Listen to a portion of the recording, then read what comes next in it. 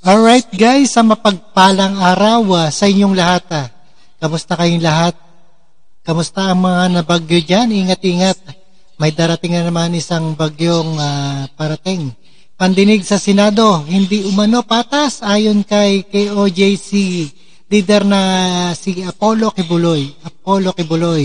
At sinabi ni KOJC leader ng Apollo Kibuloy na hindi naging patas ang pangdinig sa Senado sa mga akusasyon. Ito ay laban sa kanya, tama ba? Alright, panoorin po natin dito sa ating the one and only UNTV.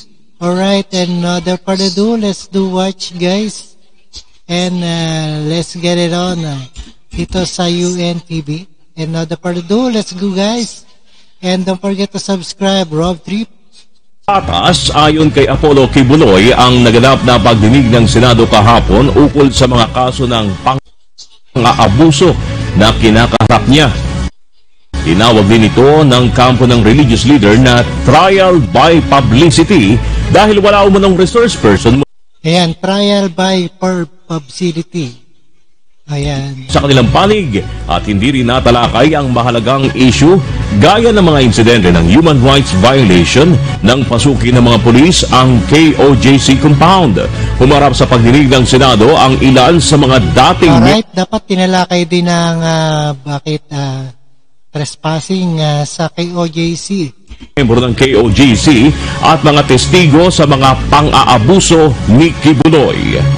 Yung mabibigat na aligasyon nila, walang mga katotohanan. Kailangan patotohanan nila sa korte where I can defend myself and malaman ang katotohanan. Because this committee is not the committee to decide whether I am guilty or not. It should be the court of law. So, hindi natin committee ito. Hindi committee fair ito. Alright guys, napakinggan at napanood po natin, hindi raw fair ang Senado at hindi maganda ang pandinig sa Senado, hindi umano patas ayon kay KOJC Kibuloy.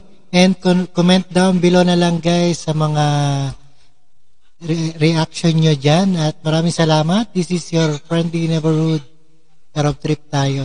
Alright, and peace out.